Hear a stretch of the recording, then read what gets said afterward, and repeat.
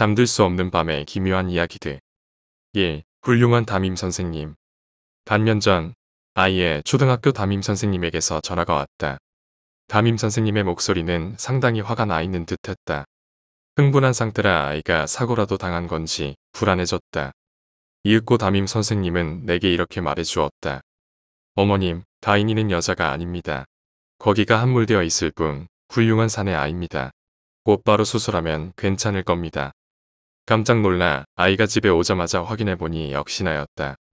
급히 병원에 가서 수술했다. 다행히도 아이의 그것은 제 모습을 드러냈다. 지금의 아들이 있는 것도 훌륭하신 담임 선생님 덕분이다. 2. 병문안 온 친구. 집에 들어가는 길에 뺑소니를 당해 입원했다. 다행히 심한 부상은 아니어서 퇴원 후 통원 치료받기로 했다. 퇴원하고 집에 돌아오니 친한 친구가 왔다. 병원에 병문안 가지 못해서 미안하다. 괜찮아. 신경 쓰지 마. 범인 얼굴은 봤어? 아니, 갑자기 당해서 못 봤어. 그래. 그렇군. 너도 조심해라. 사고 당하는 거 한순간이더라. 그래, 난 이제 돌아갈게. 응, 와줘서 고맙다. 다음에는 진짜로 병문안으로 올게. 흑장난. 저녁 무렵 공원에서 흑장난을 하고 있는 아이가 있었습니다. 아이의 어머니는 늙은 호라비와 재혼한 젊고 예쁜 계모였지만 항상 친절하고 밝은 웃음이 아름다워서 아이는 어머니를 잘 따랐습니다.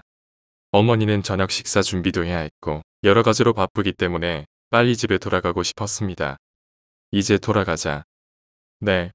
그런데 계속 흑장난하고 싶어요. 바쁘기 때문에 안 돼. 빨리 끝내. 벌써 시간이 이렇게 되었잖아. 이제 곧 어두워져. 에이, 엄마도 아빠가 없어진 날 밤에는 늦게까지 흑장난했잖아. 어머나, 봤어. 그러면 나는 오늘 밤도 흑장난하지 않으면 안 되겠네. 시멘트 포대. 내가 건설 현장 인부로 일하던 시절 동호대교 보수공사 현장에 있을 때였다. 나는 시멘트를 물에 개기 위해 시멘트 봉투를 열었는데 그 안에서 편지 하나가 툭 떨어졌다. 이 시멘트에는 내가 사랑하는 그이가 들어 있습니다. 공장에서 오랫동안 제가 짝사랑만 해오던 그이는 사고로 분쇄기 안에 떨어져 석회석과 함께 빨려 들어가 버렸습니다. 괜찮으시다면 이 시멘트를 사용한 장소를 저에게 편지로 알려주시기 바랍니다. 벽이나 다리가 된 그이를 만나러 갈 테니까. 오, 남편의 부탁. 한 신혼부부가 있었다. 결혼한 지 일주일쯤 지났을까? 남편이 올 시간이 되었는데 늦게까지 돌아오지 않았다. 늦은 시간까지 남편을 기다리다가 아내는 잠깐 잠이 들었는데 꿈에 남편이 나왔다. 꿈속에서 남편이 말하기를 내가 오더라도 절대 문을 열어주면 안 돼 하는 것이었다. 아내는 이상하게 생각하며 눈을 떴는데 꿈이 너무나 생생해서 결코 예사로 넘어갈 수 없었다. 그때 갑자기 초인종 소리가 들렸다. 아내는 문을 열어주려다가 인터폰에 비치는 화면을 보았다. 그런데 문을 열어주려 했지만 표정이 이상한 것이 뭔가 자연스럽지 않아 보였다. 아내는 꿈속의 남편 말을 떠올리며 머뭇거렸다. 그러자 미친 듯이 초인종이 울리며 문을 열어줄 것을 재촉했다. 아내는 무서운 생각이 들어 베개로 귀를 감싸고 끝까지 문을 열어주지 않았다. 다음날 아침 아내가 현관문을 열고 나가보니 남편의 목이 잘려 머리만 나뒹굴고 있고 문에는 피로 글씨가 쓰여 있었다. 똑똑하군. TV 속 얼굴. 나는 어느 날 TV에서 오락 프로를 하는 것을 보았다. 계속 보고 있는데 귀신처럼 분장한 사람이 구석에 쭈그려 있었다. 나는 벌칙 때문에 분장을 했나 보다라고 생각하고 샤워를 하려고 TV를 껐다. TV를 껐는데도 그 여자가 그대로 있었다. 7. 편의점 아르바이트생. 대학생 엘양은 편의점에서 아르바이트를 한다. 엘양은 오후에는 학교에 나가기 때문에 새벽에 아르바이트를 했다. 엘양은 평소와 다름없이 알바를 마치고 집에 갈 준비를 했다. 시계를 보니 어느덧 새벽 2시를 훌쩍 넘긴 시간이었다.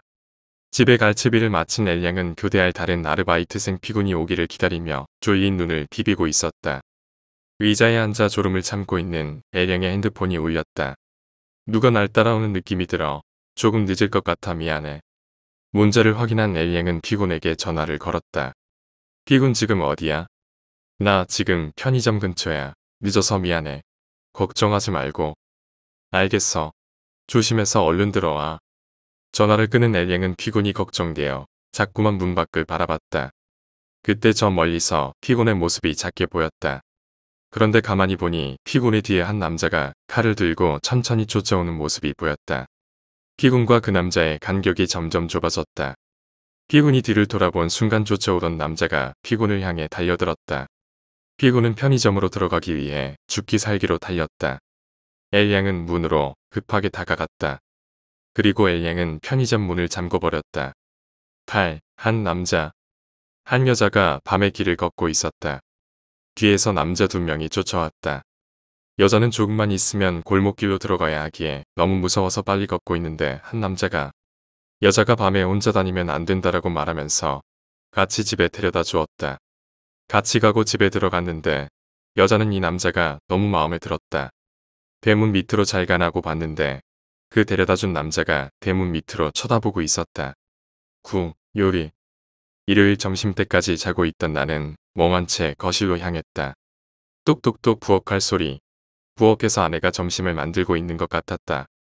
TV를 켜면서 휴대전화를 보니 그저께 아내에게 비밀로 간 다과에서 번호를 따낸 여성에게서 부재중 전화가 한 통 있었다. 잠옷 호주머니에 휴대전화를 넣고 부엌을 가로질러 화장실로 급히 들어갔다. 작은 목소리로 그 여성과 소곤소곤 대화를 나누고 있는데 통화 중 대기 신호가 울렸다. 아내였다. 몰래 전화하다 들켜버렸다는 생각에 당황해서 바로 전화를 받으니 여보세요. 지금 일어났어? 외정이가 클럽 활동하다 다친 것 같아서 지금 마중 나가니까 점심은 냉장고에 둔 거 데워 먹어. 라고 들려왔다. 전화 저편에서 차 안의 라디오 소리도 들렸다. 전화를 끊지 않고 화장실 문을 살그머니 열고 부엌 쪽을 들여다보면 부엌의 아내는 휴대전화는 갖고 있지 않고 부엌 칼을 손에 든 채 아무것도 없는 도마를 단지 자르고 있었다. 내 손에 든 휴대전화에서는 여보, 듣고 있어? 라는 아내의 목소리가 나오고 있다. 부엌의 아내와 시선이 마주쳐버렸다. 무서워서 겁에 질린 나는 집을 뛰쳐나와서 빨리 돌아와 줘라고 아내에게 전화를 하고 두 사람이 돌아올 때까지 집 근처에서 기다렸다.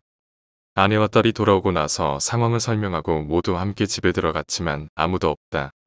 부엌에는 완성된 요리가 우리 가족 먹을 만큼 준비되어 있었지만 대체 누가 만들었는지 알 수 없었고 아내와 딸은 음식점에 주문시킨 거냐고 물었지만 절대 그런 적이 없다.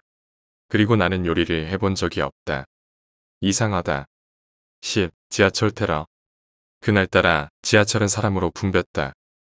이러다가 수업에 늦겠는걸. 대학생 A는 조마조마한 마음으로 지하철을 기다리고 있었다.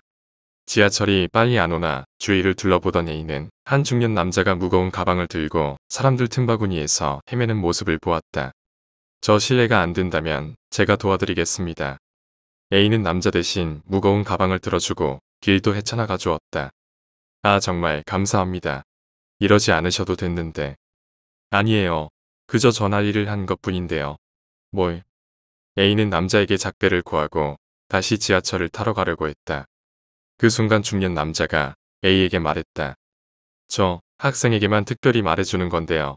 내일 X시엔 지하철을 타지 않는 게 좋아요.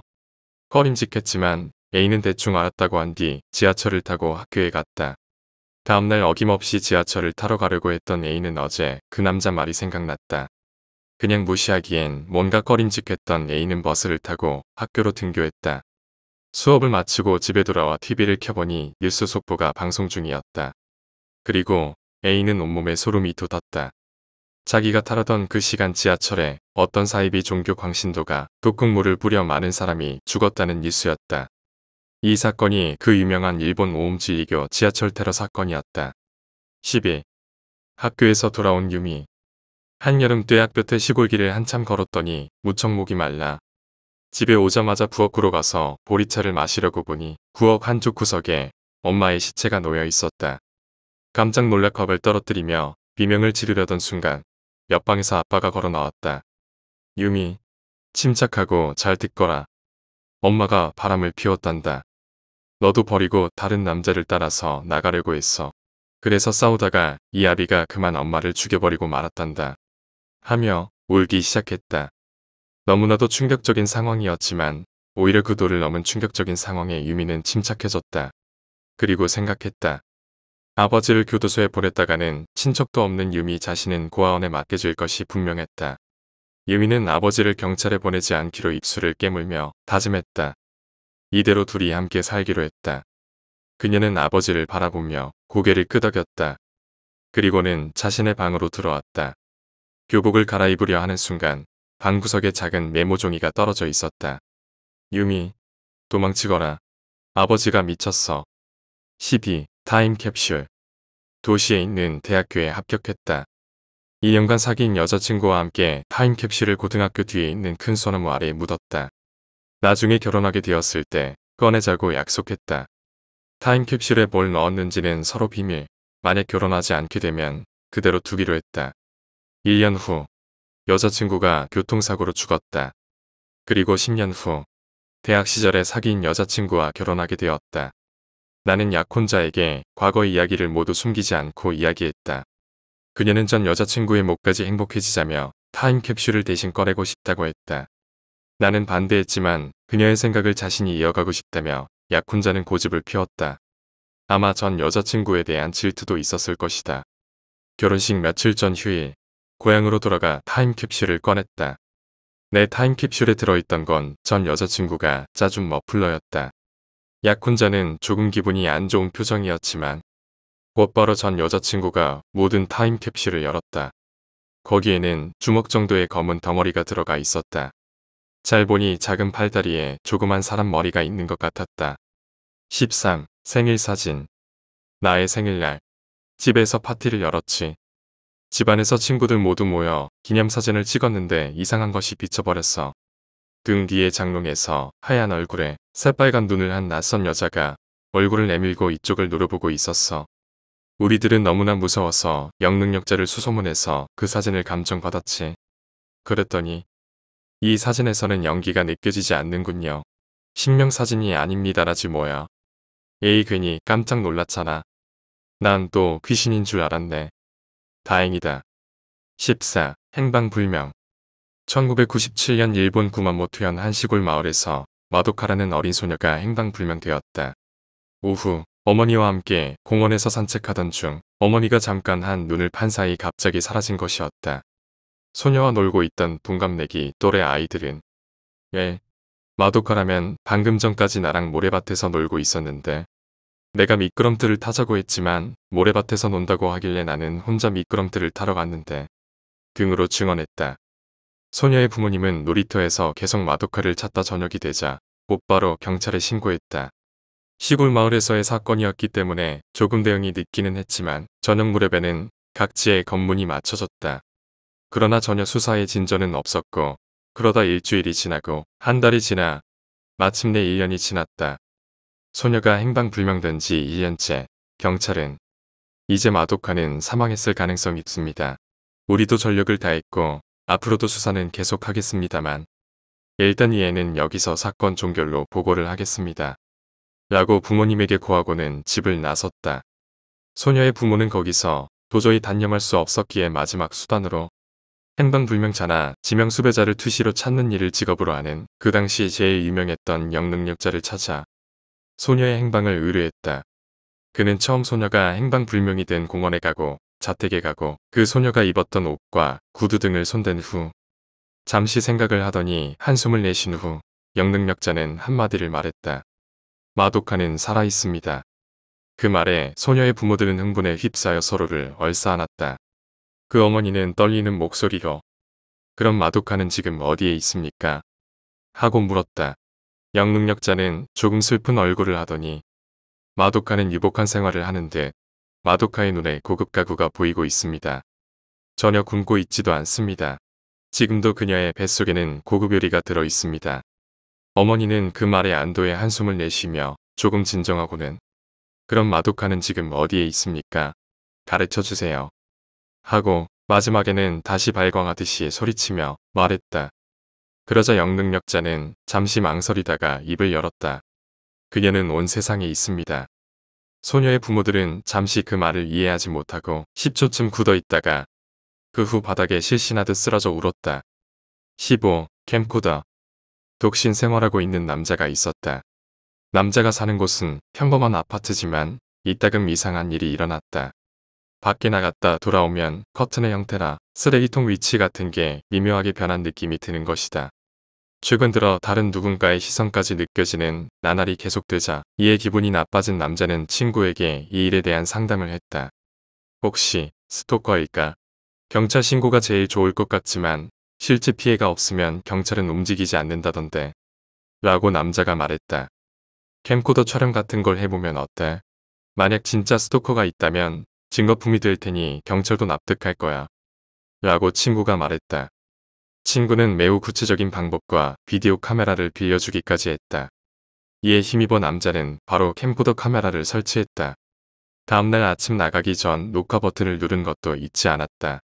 나갔다 돌아온 남자는 더욱 초조해졌다. 방 안에는 침입자의 흔적이 여느 때보다 확실히 남아 있었던 것이다.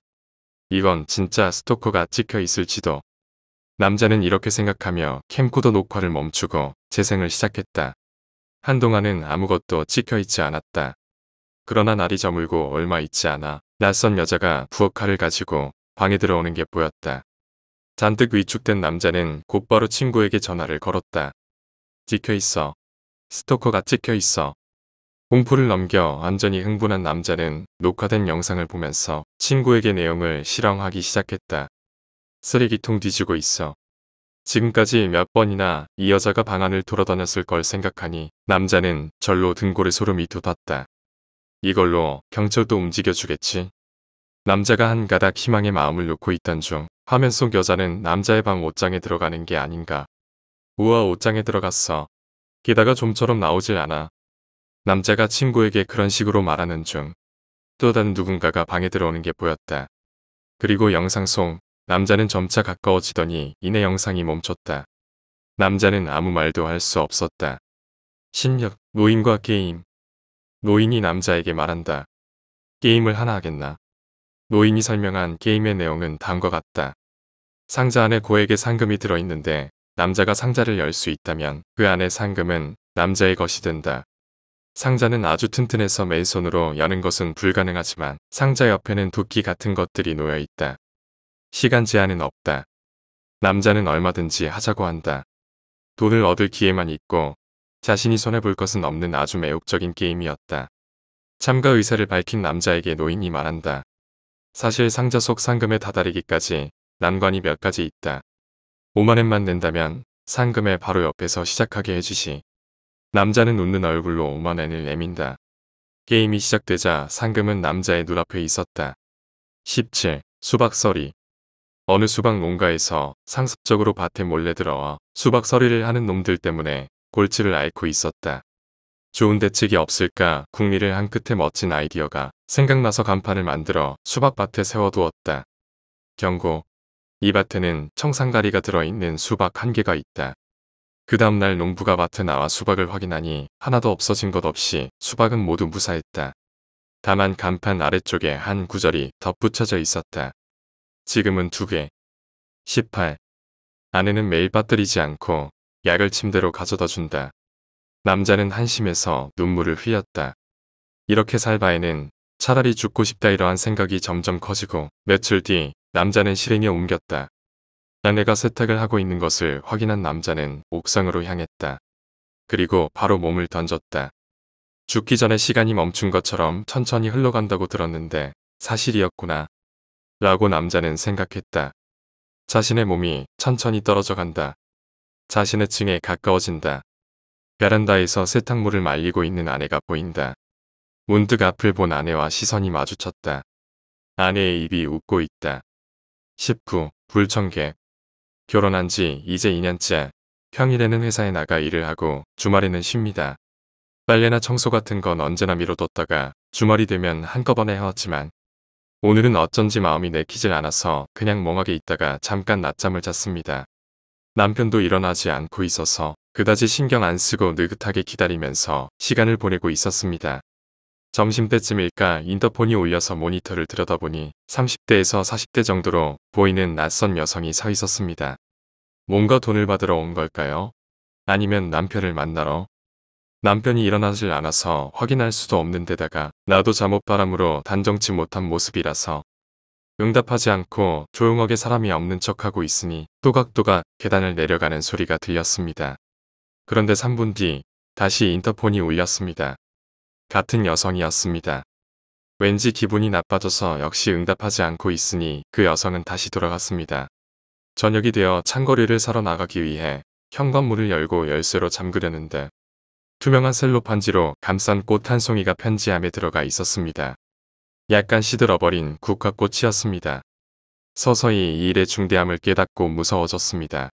어째서, 어떻게, 혼란스러운 머릿속으로 낮에 찾아왔던 그 여성이 떠올랐습니다. 밖으로 한 걸음도 나가지 못하는 지금, 저는 혼자서 두려움에 떨며 움직이지 못하고 있습니다. 20. 우리 마을은 심각한 가난에 허덕이고 있다. 나라 여기저기가 내전으로 혼란스러워 마을 사람들은 정기적으로 봉사단체에서 보내주는 구호물자로 연명하고 있었다. 그러던 어느 날 예정대로라면 구호물자가 오기로 한 날이었지만 그날은 비행기에서 구호물자가 투하되지 않았다. 아니, 비행기조차 지나가지 않았다. 이번에는 오지 않는 건가? 남는 걸로 어떻게든 버텨야 한다. 일주일 후 예정에 없던 구호물자가 비행기에서 떨어졌다. 구호물자는 조금 늦었을 뿐이었나 보다. 다행이다. 그런데 상자를 열어보니 소량의 분유가 들어 있었다. 평소랑 다르게 희지 않고 탁한 회색이었다. 게다가 물에 잘 녹지도 않았다. 하지만 이런 거라도 어디인가? 마을 사람들과 서로 조금씩 나눠 먹으면서 다음 구호물자가 오기 전까지 어떻게든 견디기로 했다. 기다리던 다음 구호물자가 오는 날, 이번에는 순조롭게 도착했다. 안에는 평소보다 많은 물자와 흰 분유들이 있었다. 또한 한 통의 편지도 있었다. 저희 측의 착오로 구호물자가 도착되지 않았던 점을 사과드립니다. 따라서 이번에는 전해분도 아울러 보냈습니다. 다시 한번 사과드립니다. 주신, 저번에 말씀드렸던 시의 유골은 잘 도착했습니까? 저희 단체의 니키 씨는 생전에도 이 마을을 제2의 고향이라고 생각해왔습니다. 자신이 죽으면 마을에 자신의 유골을 뿌려달라고 하셨으니 유골을 잘 뿌려주시기 바랍니다. 20일, 사과하는 모친. 아이들의 목소리가 들린다. 문득 창밖으로 눈을 돌리니 가방을 짊어진 아이들이 집으로 가고 있었다. 벌써 시간이 이렇게 되었나. 나는 살짝 손목시계를 보았다. 우리 켄다로가 또 무슨 짓을 했나요? 장난을 쳤다고 하니 정말 죄송합니다. 세토 겐타로의 모치는 방금 전부터 죽 같은 말을 하며 머리를 숙이고 있다. 엄마 혼자서만 키우는 집이라 제가 가정교육을 잘하지 못한 탓입니다. 어머니 잘못이 아니에요. 그렇지만 그 아이가 장난만 치는 것은 틀림없이 저에게 관심을 끌려고 한 짓일 거예요. 외로움을 잘 타요. 그 아이를 혼자 내버려 둔 제 잘못입니다. 그렇지 않습니다. 라고 나는 한숨을 쉬면서 말했다. 일단 오늘은 그냥 돌아가셔도 좋아요. 정말 죄송합니다. 집에 돌아가면 겐타로에게는 더 이상 장난치지 말라고 단단히 주의시키겠습니다. 알겠습니다. 모치는 몇 번이나 내 쪽을 뒤돌아보며 고개를 숙이고 돌아갔다. 나는 어찌할 바를 모른 채 그 모습을 계속 지켜봤다. 세토의 모치는 돌아갔습니까? 라고 부하가 나에게 물었다. 응. 나는 책상 위의 서류를 바라보며 대답했다. 세토 켄타로 42세. 초등학교 여학생 상습 강간범. 그녀는 아들이 언제까지나 어린아이라고 생각하는군. 아니, 그렇게 생각하는 걸로 괴로운 현실을 직시하지 않고 도망치고 있는 건지도 모르지. 22. 한 교대생이 초등학교로 교생 실습을 나갔다. 처음으로 하는 실습이라 많이 긴장했지만 반 아이들과 잘 어울릴 수 있었고 일주일 동안 잘 지낼 수 있을 것 같은 예감이 들었다. 실습 종료를 앞둔 어느 날 반의 한 여자아이의 집에 화재가 일어나 2층에서 자고 있었던 여자아이와 오빠가 죽었다. 1층에서 자고 있었던 부모님과 100일이 갓 지난 아기는 어떻게든 도망쳐서 살았다. 친구의 죽음에 충격받은 반 아이들은 모두 울면서 장례식에 다녀왔다. 장례식 후 학교로 돌아온 교생은 아이들이 미술 시간에 그림을 보고 있었다. 그림의 주제는 가족이었다. 모두 자신의 가족을 천진난만하게 그려냈다. 그 중에 죽은 여자아이의 그림도 있었다. 도화지에 그려진 그림에는 아버지가 아기를 안고 엄마와 함께 1층 화단에 물을 주고 있었고 여자아이와 오빠는 2층 창문에서 3명을 향해 손을 흔들고 있었다. 가족의 행복한 모습을 그렸다. 그런데 교생은 깜짝 놀랐다. 화재에서 도망쳐 살아남은 건 그림에서 1층 밖에 있는 3명. 도망치지 못하고 죽은 건 그림에서 2층에 2명. 그림은 그렇게 그려져 있었다. 게다가 3명을 향해 손을 흔들고 있는 모습은 마치 23. 남자가 있었다. 그 남자는 새로 이사를 해서 잘 지내고 있었다. 그런데 이사를 한 지 이틀 만에 이상한 일이 일어났다. 매일 밤 11시 59분쯤만 되면 마치 누군가가 문을 두드리는 듯한 소리가 들리는 것이다. 이상하게 생각한 남자는 11시 59분이 됐을 즈음에 인터폰을 눌러서 밖을 보았다. 그러나 밖에는 아무도 없었다. 그러나 여전히 문에서는 소리가 났다. 다음날 그는 이번엔 11시 59분이 되지 10분 전부터 계속 인터폰으로 밖을 보고 있었지만 아무도 오지 않았다. 하지만 11시 59분이 되자 또 문을 두드리는 소리가 들렸다. 궁금해진 남자는 밖으로 나가보기로 결심하고 밖으로 나가보았다. 더 이상 문 두드리는 소리도 들리지 않았다. 24. 요즘에 악몽에 시달려요. 어쩌죠? 나는 떨리는 몸을 애써 참으며 천천히 내 앞에 있는 의사에게 말했다. 그러자 의사는 나에게 물을 권했다. 감사합니다. 그러고는 의사는 나에게 악몽의 내용을 물어보았다. 평범하게 일상을 지내다가 밤만 되면 제가 사람을 죽여요. 그러고는 집에 들어와서 이불을 덮고 자는 겁니다. 그러자 의사는 무언가를 메모에 꼼꼼히 적었고 나는 무슨 내용을 적는지 궁금하였지만 애써 참으며 천천히 이야기를 이어했다. 처음에는 그냥 넘겼는데 가면 갈수록 수법도 다양해지고 죽이는 방법도 끔찍해져요. 그 꿈을 연속으로 꾼 지 이제 56일 정도 됩니다. 자 그럼. 드디어 의사가 말했다. 나는 어떻게 해야 하는 거지? 박 의사가 의자를 들어 내 머리를 쳤다. 피가 주룩주룩 나고 침을 삼키기가 어렵다. 그런데 왜 안 아프지? 25. 잠을 자고 있는데 문 밖에서 발소리가 들린다. 툭툭 우리 집엔 아무도 없어 깜짝 놀란 나는 불을 켜고 문을 살짝 열었다. 문 틈새로 살짝 보니 피가 묻은 흰 소복을 입은 여자가 천천히 내 방으로 오는 것이 아닌가. 너무 무서운 나는 일단 장롱 안으로 들어가 숨었다. 잠시 후 내 방 문이 열리는 소리가 들렸다. 너무 무서웠던 나는 기도를 하며 장롱 안에 웅크려 있었다. 10분이 지났을까? 아무 기척도 느껴지지 않아 장롱 열쇠 틈새로 살짝 밖을 봤다. 그러나 밖은 거물뿐 아무것도 보이지 않았다. 또 10분 후 다시 밖을 봤지만 여전히 아무것도 보이지 않았다. 26. 어느 날 그녀는 남자친구에게 생일 선물로 이쁜 보석이 박혀있는 반지를 선물 받았고 그 반지가 너무 예뻐서 잠을 잘 때도 항상 착용하고 잠을 잤다. 신기한 푸른빛이 감도는 그 보석은 마치 스스로 빛나듯 보였고 보고 있노라면 몽롱한 기분까지 들었다. 너무 빼지 않고 오래도록 끼고 있어서 그런가 그녀의 손가락에 약간의 부스럼이 일어나기 시작했다. 그녀는 그럼에도 불구하고 그 반지를 너무 아꼈다. 그 남자와 헤어지고 난 후 반지를 볼 때마다 가슴 아픈 그녀는 팔기로 결심한다. 그 반지와 함께 들어있던 보증서를 읽기 시작한 그녀. 그 반지의 상품은 세슘 137 이름도 너무 이뻤다. 아마 137은 이 반지가 한정품이라 번호가 매겨진 듯했다. 시간이 흐를수록 그녀의 눈동자는 점점 푸른색으로 아름답게 빛나기 시작했다. 27. 2층 아파트 같은 건물로 콘크리트 벽이 너덜너덜해질 정도로 오래된 곳이었다. 유리도 되게 금이가 있고 배칠도 군데군데 벗겨져 그야말로 흉가라 할 만한 곳이었다.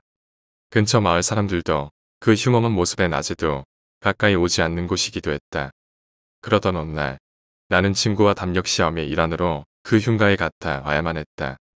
조금 꺼림칙했지만 당시 시간이 한낮이었기에 나와 친구는 건물 2층까지 올라가 내부를 탐색해 보기로 했다. 외부나 1층에선 그다지 특별한 건 없었다. 그러다 2층에 올라가 복도를 둘러보던 중 2층 방문 중 하나에 글귀가 적혀 있는 게 보였다. 친구랑 같이 근처에 다가가 확인해 봤더니 문에는 이런 글귀가 적혀 있었다. 나는 이 방에 있어. 두려움보다 호기심이 앞선 나는 친구의 만류에도 불구하고 방문을 열고 안에 들어가 보기로 했다. 문을 열고 약간 어두침침한 방 안으로 들어섰다. 몇 발자국 걸었을까 어느새 우리 앞을 벽이 가로막았다. 낙담한 나는 그냥 돌아가려다가 벽에 적힌 또 다른 글귀를 보게 된다. 나는 옆방에 있어. 조금 무서워졌지만 글귀가 가리키는 방향으로 가보았다. 조금 좁은 복도 양측으로 방이 있었는데 그 한가운데 벽엔 머리는 이쪽, 몸은 이쪽. 친구는 이걸 본 순간 큰 비명을 지르며 도망쳐 버렸다. 하지만 오기가 생긴 나는 도망가고 싶은 마음을 억지로 눌렀다. 그리고 용기를 내서 오른쪽 방문을 열어보았다. 방에는 아무것도 없었다. 있는 거로 곧 내 맞은편 벽에 크게 적혀있는 글자와 화살표 내 몸은 이 아래 있었다. 화살표를 따라 바닥을 보자 거기에는 뒤돌아보지마. 이 방으로 내 머리가 오고 있어 라고 쓰여 있었다. 28. 선생님, 고민이 있습니다. 라고 환자가 말했다. 뭐지요? 라고 의사가 말했다. 부끄러운 이야기지만 입원비를 낼 돈이 없습니다. 혹시 생명보험에 가입했나요? 네. 그러면 괜찮습니다. 29. 중학생 때 난 왕따를 당하고 있었다. 하지만 자살을 생각할 정도로 괴롭지는 않았다. A라는 같은 반의 여자아이 덕분이었다. A는 얼굴도 예쁘고 성적도 좋았다. 게다가 운동까지 잘해 모두에게 인기 있었다. 난 반 아이들에게 무시당했지만 A만은 상냥하게 말을 건네주었다. 하지만 나와 달리 친구들이 있어서 언제나 나와 함께 있지 못했다. 그런 A가 갑자기 전학하게 되었다. 여태까진 A가 있어서 괴롭지 않았지만 이젠 그녀가 없으니 걱정이 되었다. 하지만 A가 전학하고 나자 반 아이들과 친하게 지낼 수 있었다. 아마 A가 모두들에게 나와 친하게 지내달라고 부탁하지 않았을까. 어른이 된 지금도 그녀에겐 감사하고 있다. 30. 그는 고교생. 선천적으로 심장의 장애를 갖고 있었다. 그리고 열린 연례 행사였던 마라톤 대회. 의사나 가족, 클래스메이트가 모두 만류했음에도 불구하고 그는 출주를 결의했다. 모두와 함께 달리고 싶다. 아니나 다를까 그는 최하위로 골인했지만 골인 지점에서는 클래스메이트 전원이 그의 완주를 박수로 축하해 주었다. 그러나 그 레이스가 그의 심장에 준 부담은 상상 이상이었고 결국 그는 돌아오지 못할 사람이 되고 말았다. 문득 그날이 떠오른 나는 그와의 추억이 남아있는 마라톤 대회의 사진을 바라보고 있었다. 그리고 그의 골인 순간을 찍은 사진 한 장에 손을 뻗었다. 웃는 얼굴로 박수를 치면서 그를 축하하는 클래스메이트들. 박수의 타이밍도 절묘하게 맞아떨어졌다. 모두가 손바닥을 맞춘 상태에서 사진이 찍혔다. 그래, 마치 무엇인가를 비는 것처럼. 30일. 오늘도 야근이다. 지친 몸을 질질 끌고 집으로 향했다. 지하철 승강장에 놓인 의자에 힘없이 앉았다. 막차를 알리는 안내가 승강장에 울린다. 문득 바라보니 승강장에 나 혼자였다. 역시 휴일에도 밤까지 일하는 사람은 나밖에 없는 걸까? 하지만 그때 에스컬레이터에서 작은 여자아이가 달려나왔다. 곧 뒤에서 어머니로 보이는 사람도 달려나왔다. 이윽고 어머니는 딸의 손을 잡고 승강장에 섰다. 점점 지하철이 가까워지는 소리가 들려 일어서려고 하는데 갑자기 아까 어머니가 아이 손을 잡고 승강장 아래로 뛰어내렸다. 순식간에 일어난 일이라 정신이 멍해졌다. 아니다. 이러고 있을 때가 아니다. 지금이라면 늦지 않았다. 내가 뛰어내려 모녀를 구하는 수밖에. 당신 지금 뭐하는 거야? 뒤에서 날 부르는 소리를 들렸다. 영무원이었다. 지금 사람이 떨어졌습니다. 지하철이 들어왔다. 제길, 늦었다. 눈물이 흘러넘쳤다. 몸이 부들부들 떨린다. 내 얼굴을 무심히 쳐다보던 영무원이 말했다. 처음엔 저도 놀랬죠. 32. 마을 골동 품상에는 바이올린 한 대가 있었다. 어느 날 가게에 한 소년이 와서 물었다. 그 바이올린 얼마예요? 주인이 가격을 말하자 소년은 돈이 부족하다고 말했다. 소년의 얼굴에 실망이 가득했지만 나중에 돈을 가지고 오겠다며 돌아갔다. 며칠 뒤 주인은 소년이 신문 배달 아르바이트를 시작한 걸 우연히 알게 되었다. 소년은 자신의 몸에는 버거울 만한 자전거에 신문을 쌓고 비탈길을 오르고 있었다. 열심히 페달을 밟는 소년의 모습을 주인은 가만히 응시하고 있었다. 주인이 여느 때처럼 가게를 보고 있는데 정장을 입은 신사가 방문했다. 남자는 가게 안의 골동품들을 이것저것 둘러보다가 바이올린에 눈을 뒀다. 주인을 향해 이건 얼마입니까?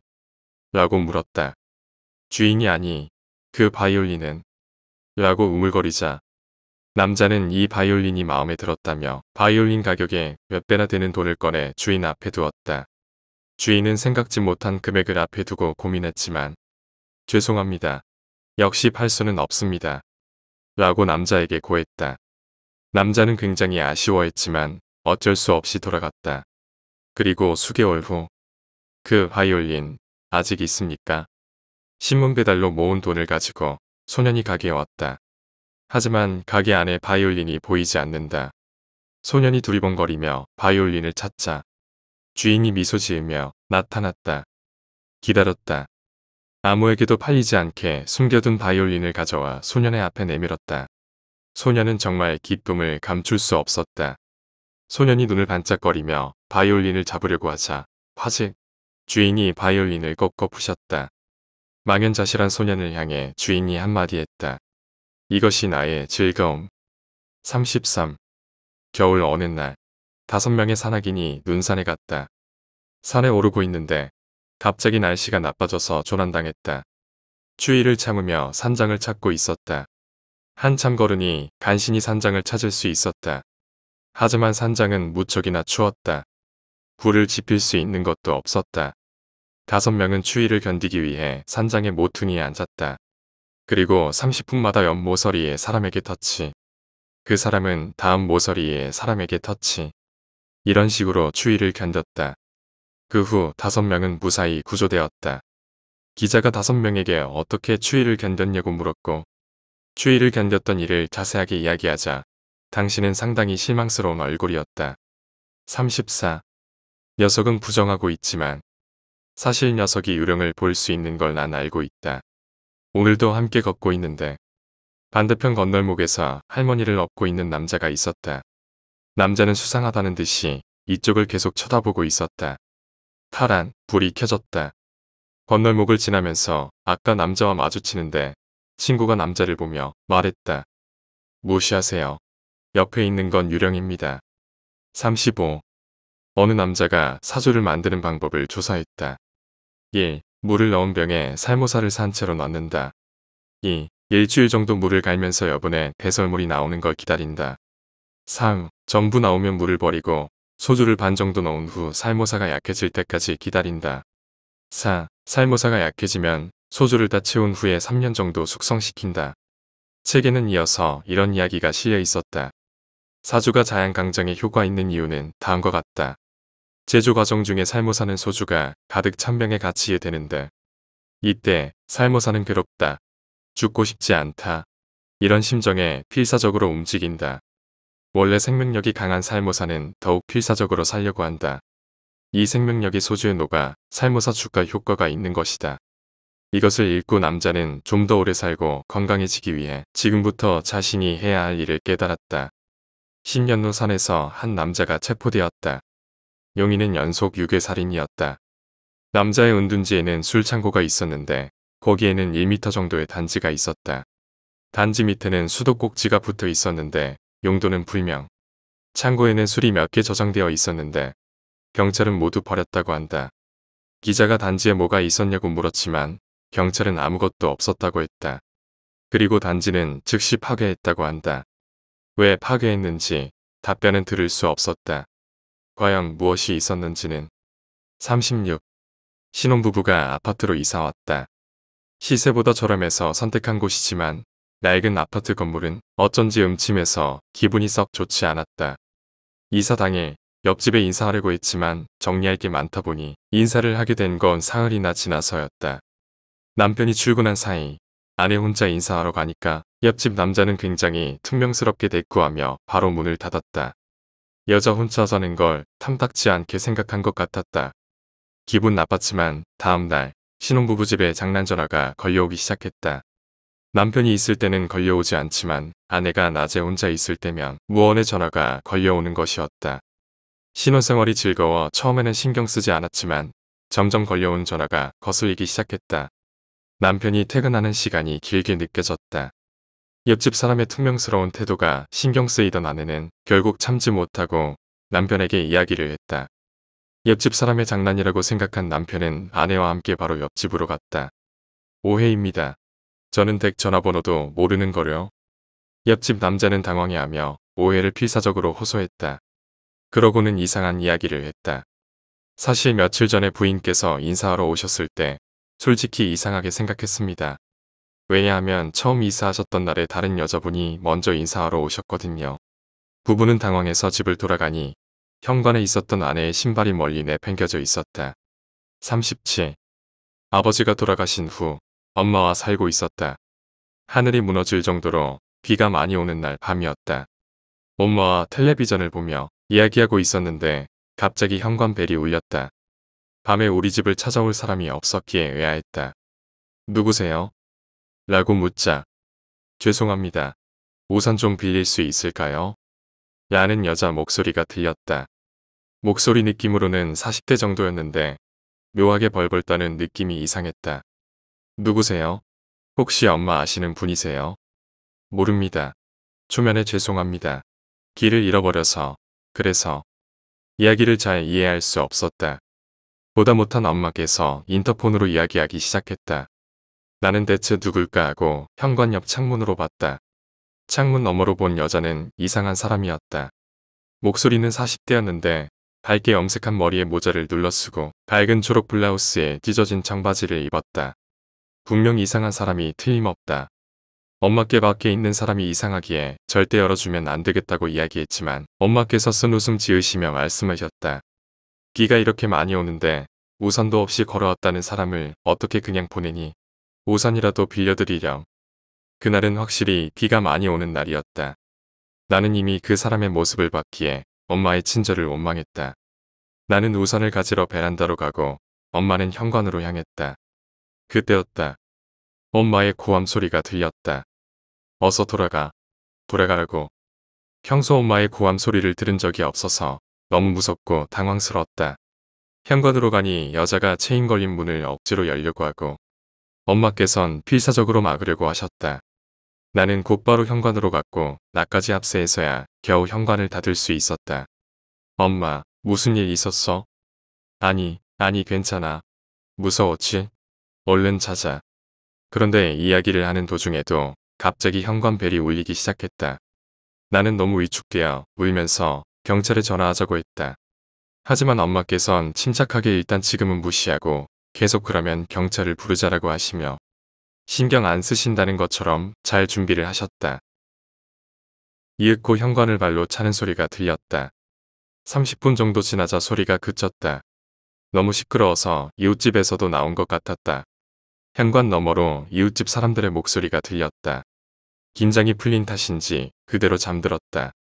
이후 같은 일은 없었기에 어머니께서도 별다른 언급은 하지 않으셨고 그렇게 하룻밤의 해프닝으로 기억되었다.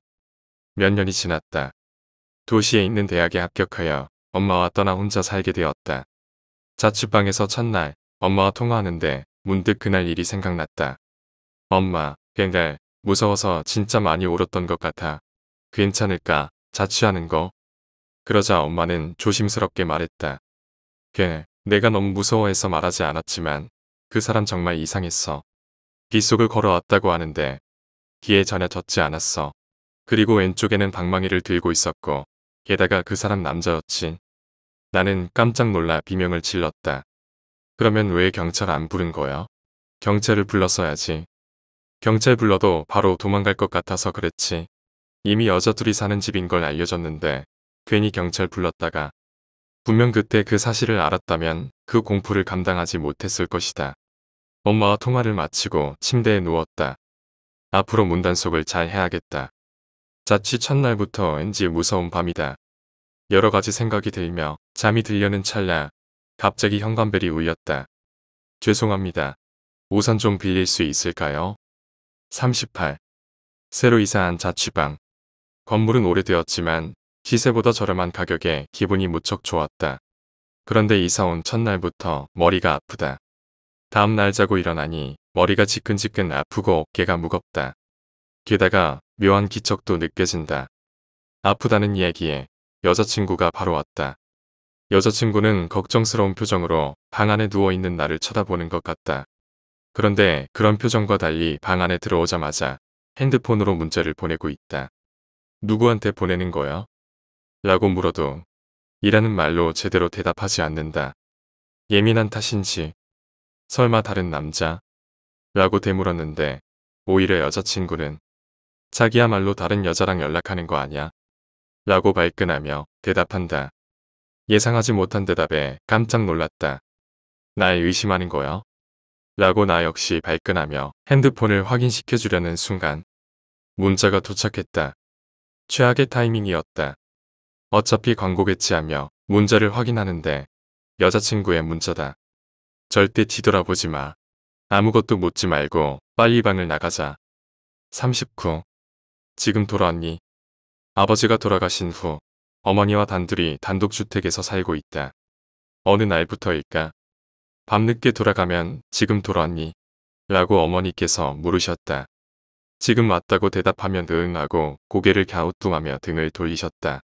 뭔가 수긍이 가지 않으신 것 같았다. 다소 신경이 쓰였지만 밥을 다 먹고 나면 까먹고 만다. 그리고 포만감에 빠져 잠이 들고 만다. 며칠 후 모처럼 일찍 퇴근해서 거실에서 쉬고 있었다. 느긋하게 드라마를 보는데 머리 위로 희미한 소리가 들렸다. 천장을 바라봤다. 이윽고 부엌에 계셨던 어머니도 아침밥을 미리 준비하던 손을 멈추고 천장을 보고 계신다. 2층 아버지의 서재를 천천히 걷고 있는 소리가 들린다. 누군가 서재를 돌아보는 기색이 느껴진다. 엄마, 혹시 이거였어? 그래. 40. 텔레비전. 야근하고 돌아가는 길. 갑자기 소나기가 내려서 물에 빠진 생쥐꼴로 돌아왔다. 어딘가에서 비를 피하다 오고 싶었지만 내가 좋아하는 드라마가 시작되는 시간이라 급히 올 수밖에 없었다. 이래서 혼자 자는 건 불편하다. 속옷까지 젖었기 때문에 들어가자마자 목욕했다. 하루의 피로를 따뜻한 물로 씻겨 보낸다. 웃음소리가 들린다. 이미 드라마가 시작한 모양이다. 서둘러 샤워를 마치고 나왔다. 집이 어둡다. 마음이 급해서 조명도 켜지 않았던가. 어둠에 익숙해지지 않은 눈으로 어두운 방에서 일단 전원을 찾는다. 코드를 찾아내고 전기를 켠 순간 나는 눈치챘다. 58. 흉가의 낙서. 우리 동네에는 흉가가 있다. 관리인이 죽어 오래전부터 운영하지 않게 된 여관이다. 음침한 분위기에 귀신이 나온다는 소문이 끊이지 않는다. 어느 날 밤 친구와 술을 마시고 돌아가는 길이었다. 평소라면 무서워서 가지 못했지만 술 기운을 빌려 친구와 함께 그 흉가에 갔다. 아무도 보이지 않는 흉가의 모습에 조금 무서웠지만 들어가 보니 역시 아무도 나오지 않았다. 긴장했던 마음을 풀고 다른 방에도 들어가 보았다. 핸드폰 불빛에 희미하게 붉은 글자가 보인다. 라이터 불빛을 방 안을 살펴보니 온통 붉은 글자로 쓰여 있었다. 죽여버릴 거야, 죽여버릴 거야. 집요할 정도로 방을 메우는 붉은 글자. 천장에까지. 온몸에 소름이 돋았다. 하지만 더 무서운 건 그 글자들이 아직 마르지 않았다는 것. 방 밖으로 나가는 게 무서워졌다. 41. 어느 날 나는 숲을 헤매게 되어버렸다. 밤이 되어 배도 고파져 왔다. 그런 가운데 한 가게를 찾아냈다. 여기는 어떤 레스토랑이라는 이상한 이름의 가게다. 나는 인기 메뉴에 나폴리탄을 주문한다. 몇 분 후 나폴리탄이 온다. 나는 먹는다. 어쩐지 이상하다. 이상하게 짜다. 머리가 아프다. 나는 불평을 늘어놓았다. 미안해요. 다시 만듭니다. 돈은 받지 않아도 좋습니다. 라고 점장이 말했다. 몇 분 후 나폴리탄이 나온다. 나는 먹는다. 이번에는 멀쩡하다. 나는 가게를 나온다. 잠시 후 나는 눈치채 버렸다. 여기는 어떤 레스토랑, 인기 메뉴는 나폴리탄. 42. 바다에서 조난당했을 때 쇠약한 선원이 동료에게 먹인 어떤 수프. 그 바다거북이의 수프 맛은 최고로 맛있었어. 그는 그 환상적인 맛을 일생 잊은 적이 없었다고 한다. 그리고 무사히 생還에 성공한 그는 평화롭게 태어나서 두 번째 바다거북이의 수프를 사 먹었다. 그러나 그는 한마디 중얼거린 뒤 심장마비로 죽어버렸다. 아, 이것은 거북이의 고기가 아니다. 43. 우리 집 근처의 여자아이. 우리 집 근처에 여자아이가 이사해 온 것은 초등학교 4학년 여름방학 때였다. 그녀의 집에는 아빠가 없었다. 엄마는 어린 나이 눈으로 봐도 아주 젊었던 것이 기억난다. 그녀와 나는 다른 반이었지만 금세 사이가 좋아졌다. 그녀는 밝은 성격이 아니라 친구가 적었다. 책만 읽고 있어 친한 친구가 없었던 나와 그녀는 서로 집에 놀러 다니며 사이가 좋아졌다. 그러던 중 그녀는 고민거리를 말해주었다. 엄마가 자주 때리는 것, 같은 반 여자아이가 괴롭히는 것, 좋아하는 남자아이가 있지만 그 소녀는 다른 여자들에게도 인기가 많은 것. 처음에는 내가 주로 말하는 편이었지만 요즘에 와서는 보통 그녀가 이야기하고 나는 듣는 쪽이 되어 있었다. 어느 날부턴가 그녀는 학교에 나오지 않았다. 좋아했던 남자 주위의 여학생들에게 집단 괴롭힘을 당했던 모양이다. 그녀는 나를 만날 때마다 자신을 괴롭히는 여자애들이 밉다고 했다. 그 괴롭힘을 못 본 척하고 있던 반 친구들 모두 다 밉다고 했다. 그리고 현실성이 없는 복수나 반 친구들의 욕을 끝없이 계속 이야기했다. 나는 단지 조용히 맞장구만 쳐주었다. 중학교에 올라가자 그녀의 행실이 거칠어지기 시작했다. 밤 늦게까지 돌아오지 않고 놀러다니고 언제부턴가 담배도 피우기 시작했다. 가정 환경도 악화되어서 깊은 밤중에 갑자기 엄마와 크게 말싸움을 벌이기도 했다. 주민신고로 경찰이 집에 온 적도 있었다. 이웃들이나 학교 친구들과도 사이가 나빠져서 낙서나 쓰레기를 던지는 등의 질 나쁜 장난이 그녀의 집에 행해졌다. 한 번은 편지함에 죽은 고양이 시체가 들어가 있던 적도 있었다. 어머니도 나에게 그녀와 가까이 지내는 것을 그만두라고 말씀하셨다. 내가 고등학교를 졸업할 무렵 그녀는 밖으로 전혀 나오지 않고 방에만 틀어박혀 있었다. 나도 그녀의 모습을 보는 일이 부쩍 줄었다. 갑자기 늙어버린 듯한 그녀의 어머니에게 이야기를 들어보면 낮에는 절대로 밖에 나오지 않고 밥은 방문 앞에 놓고 가고 깊은 밤중 화장실에 갈 때만 나온다. 그렇게 생활하고 있다고 했다. 나는 오랜만에 그녀를 만나러 갔다. 그녀는 나와 만나는 것을 거부했다. 문 너머에서 돌아가라고 고함칠 뿐이었다. 무슨 이야기를 해도 입을 다물고 있었다. 문이 조금 열려 있길래 방 안을 들여다볼 수 있었다. 문 틈새로 살짝 보인 그녀는 창백하게 여유어 있었다. 말라비틀어져 버린 걸레 같았다. 나는 매일 그녀를 만나러 갔다. 부모님과 말다툼을 했다. 겨우 친해질 수 있던 친구와도 멀어져 버렸다. 그런데도 매일 그녀의 집으로 만나러 갔다. 그러다 그녀와 겨우 문 너머로 이야기를 시작하게 되었다. 나쁜 친구들과 어울리고 있던 일. 상습적으로 물건을 훔치다 경찰에 잡힌 일. 남자친구가 생겨 기뻐했는데 희임에 실패해서 아이가 생기자마자 도망가 버린 일. 도움받고 싶어서 상담한 모친에게 반광란 상태로 맞은 일. 아이를 낙태한 일. 죽으려고 했던 일. 손목을 그어버린 일. 예전처럼 그녀가 일방적으로 계속 이야기하고 나는 맞장구를 친다. 내 의견을 물어올 때는 될 수 있으면 무난한 방향으로 말한다. 그러다 그녀가 방에서 나왔다. 아르바이트도 시작했다. 점점 성격도 밝아지기 시작했다. 그녀의 어머니가 눈물을 흘리며 고맙다고 말했다. 어느 날 그녀는 집 근처 빌딩에서 뛰어내렸다. 아래쪽에 풀밭이 있었고 그렇게 높지가 않아서 목숨은 건졌지만 척추가 손상되었기 때문에 앞으로 평생 휠체어 신세를 벗어날 수 없다고 한다. 침대에 누운 그녀는 울면서 사과했다. 엄마와 나에게 폐만 끼치고 있던 것이 너무나 미안해서 뛰어내렸다고 했다. 울고 있는 그녀를 위로했다. 드러누운 채로 울고 있는 사람을 위로하는 것은 어려웠다. 위로하면서 그녀에게 프러포즈했다. 결혼을 전제로 교제해달라고 부탁했다. 그녀는 온몸의 물기를 다 짜내려는 듯이 울면서 진심이야. 이런 나라도 좋아. 정말로 좋아. 하고 몇 번이나 되물었다. 질문받을 때마다 고개를 끄덕이며 대답해 주었다. 아주 오래전부터 널 좋아했어.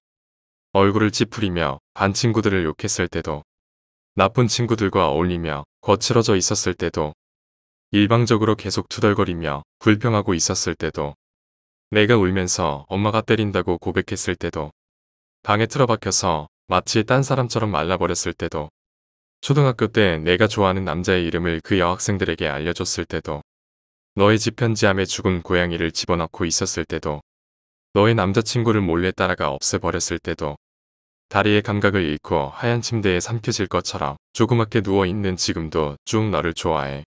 이것으로 너는 완벽하게 나만의 그녀다. 우리 이번에 결혼합니다. 44. 어느 오후 작은 새가 지저귀는 숲속을 한 명의 소녀가 달리고 있었다. 엄마, 어디에 있는 거야? 외치는 소녀. 하지만 대답은 없다. 그러던 중 소녀는 어떤 집 앞에 겨우 도착했다. 여기군요.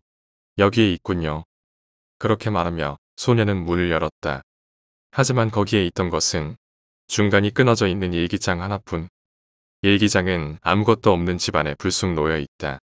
소녀는 살그머니 손에 들어 읽기 시작했다. 5월 16일. 내일은 즐거운 크리스마스. 선물이 가득. 매우 즐거워. 5월 17일. 산타가 오지 않는다. 산타가 오지 않는다. 산타가 오지 않는다. 5월 18일. 어제는 매우 즐거웠다. 산타에게 가득 선물 받아버렸다. 그렇지만 이상한데 그 선물 어디에 둔 거지? 9월 33일. 시계의 바늘이 천천히 나에게 다가와. 12월 65일. 오늘이군요. 밖에 나와 보았어. 그랬더니 사람이 많이 있었어. 가득 많이 있었어. 그리고 전나무는 이상한 색이었다. 어째서일까? 소녀는 돌연 일기장을 덮었다. 소녀는 깨달아 버렸다.